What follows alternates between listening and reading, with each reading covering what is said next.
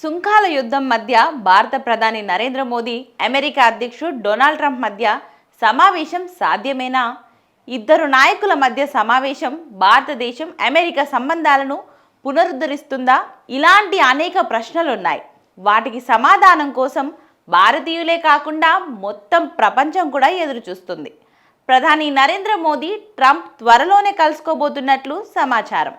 Malaysia వేదికగా Modi, Trump మధ్య ద్వైపాక్షిక భేటీ జరిగే అవకాశం ఉన్నట్లు వార్తలు వస్తున్నాయి. ఆపరేషన్ సింధూర్ అనంతరం ఇరు దేశాల అధినేతలు మొదటిసారి భేటీ కానున్నారు. ఆపరేషన్ సింధూర్పై డొనాల్డ్ ట్రంప్ వ్యాఖ్యలు, భారత్పై భారీగా సుంకాల విధింపు వేళ ఈ భేటీ ప్రాధాన్యత సంతరించుకుంది. వచ్చే నెల అక్టోబర్లో మలేషియాలో జరగనున్న ఆసియన్ శిఖరాగ్ర సమావేశంపై అందరి దృష్టి నెలకొంది.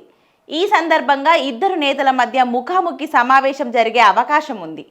అయితే ఈ నెల చివరిలో న్యూయార్క్లో జరిగే ఐక్యరాజ్యసమితి సర్వసభ్య సమావేశానికి ప్రధాని మోదీ హాజరు కావడం లేదని ప్రభుత్వ వర్గాలు తెలిపాయి. అయితే మలేషియాలో ట్రంప్ మోదీ సమావేశం గురించి ఇప్పటి వరకు అధికారిక చర్చలు జరగలేదు.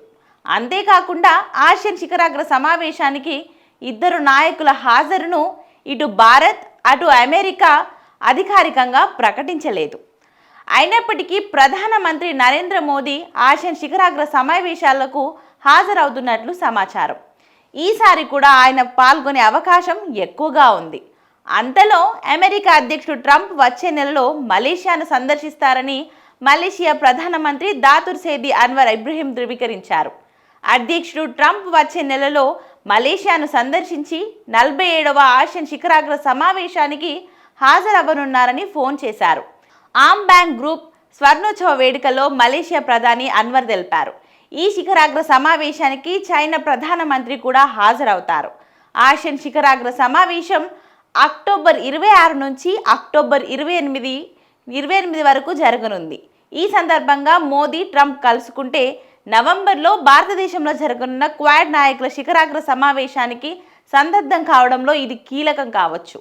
క్వాడ్ శిఖరాగ్ర సమావేశానికి హాజరు కావడానికి ట్రంప్ భారతదేశాన్ని కూడా సందర్శించవచ్చని భావిస్తున్నారు.